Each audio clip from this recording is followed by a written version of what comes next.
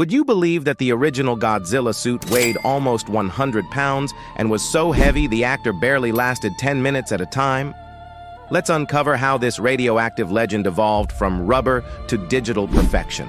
The 1954 Godzilla wasn't just a monster, it was Japan's symbol of nuclear fear.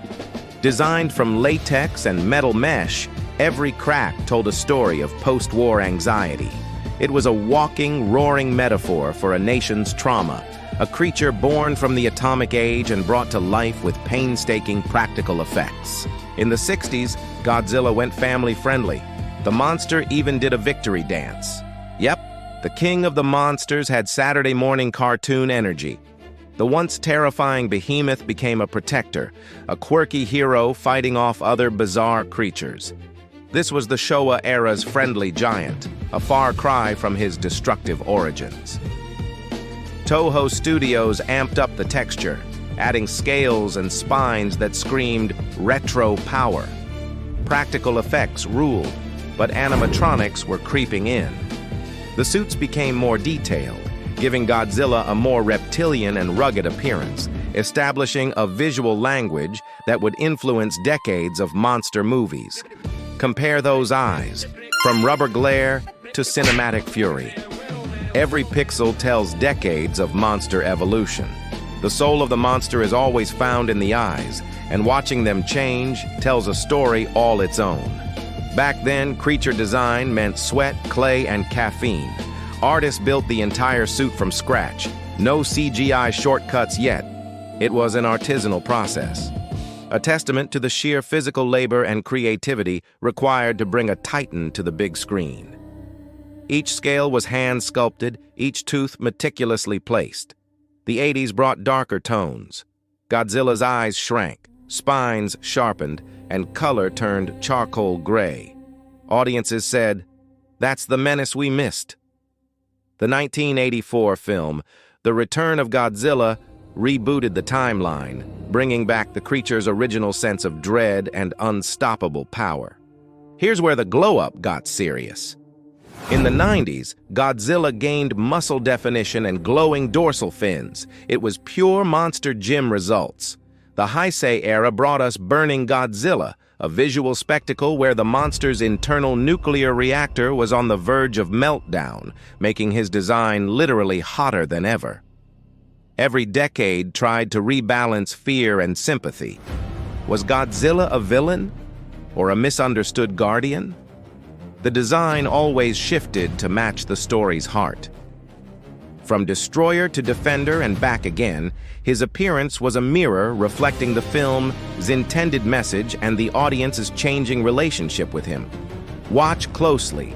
This is 60 years of design compressed into one epic glare. The evolution is stunning when you see it side by side, a rapid-fire history of cinematic technology and creature design philosophy. Generations argue, old-school rubber realism versus sleek CGI domination.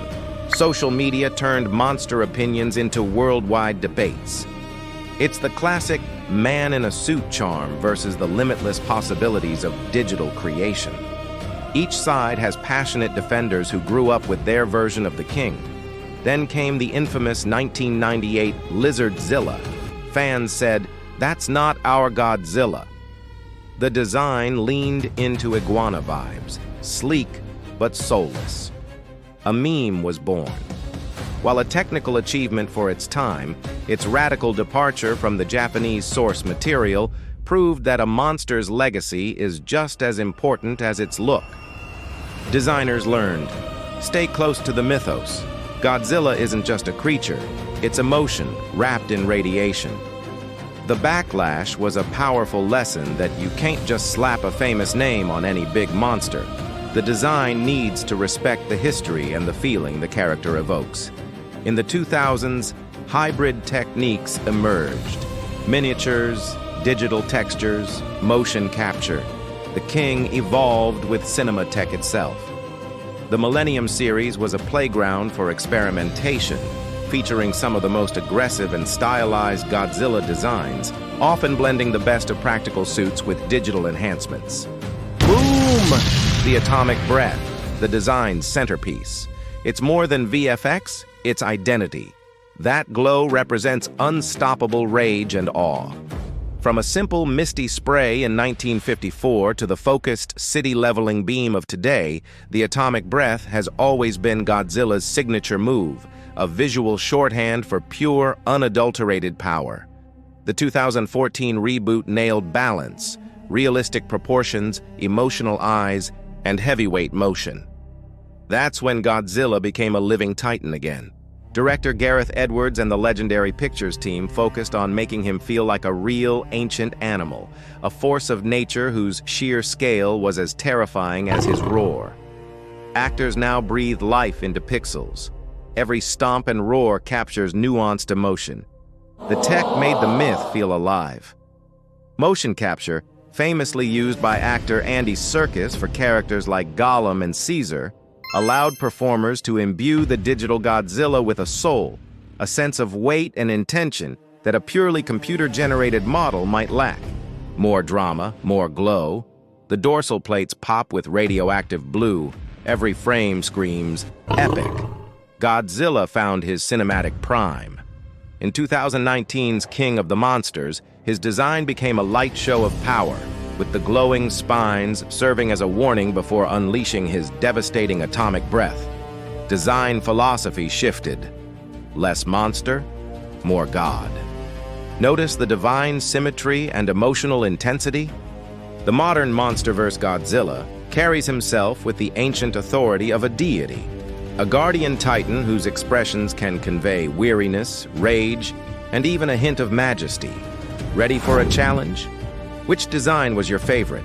Classic 1954 or modern atomic legend? It's a tough choice between the raw, symbolic power of the original and the breathtaking realism of the new incarnation. Each has its own undeniable strength. Modern Godzilla flexes photoreal texture, moist skin detail, and expressive eyes. Hello, cinematic realism goals. The level of detail in Godzilla vs. Kong is incredible. You can see the water dripping from his scales, the scars from past battles, and a fierce intelligence burning in his eyes. Fan artists reinterpret him constantly. Neon suits, anime mashups, pixel monsters. That's how legacies breathe online. The character has become a canvas for global creativity, proving that his design is so iconic, it can be adapted into almost any style and still be instantly recognizable. Fun fact, each design phase launched new toys, posters, and games. Cultural evolution meets merchandise magic. From vinyl figures in the 60s to high-end collectibles today, the evolution of Godzilla can be tracked on toy shelves around the world. It's a brilliant fusion of art and commerce.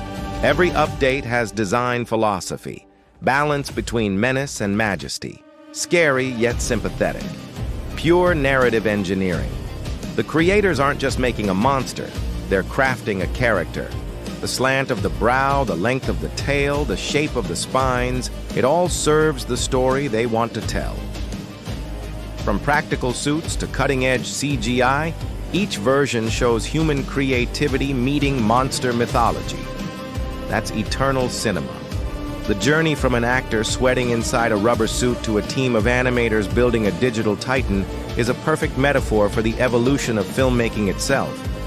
Generations grew up differently, but the roar, it unites them all. Every revised sound is nostalgia amplified. That iconic sound, originally created by rubbing a resin-coated glove on a double bass string, remains one of the most recognizable sound effects in history, a primal call that transcends language and time. Design isn't just look, it's identity. Through fear, tragedy, and fandom, Godzilla's evolution mirrors our own. He changes with our anxieties, our technologies, and our cinematic tastes. But he remains a constant, formidable presence on our screens. Godzilla's shape, tone, and style changed, but his presence stayed unshakable. He's not just a monster, he's history-breathing atomic energy. For 7 decades, he has been the undisputed king of the monsters, a cultural icon whose legacy is as massive as his footprint. So next time you see those glowing spines, remember, You're watching 70 years of art evolution. It's a story of innovation, passion, and the enduring power of a truly legendary monster. Comment your favorite Godzilla design below. And if monster evolution stories fire you up, like and subscribe for more deep dives into legendary icons. You've been watching Monster Mayhem Media, where stories meet imagination. Don't forget to subscribe for more cinematic insights. Thanks for watching.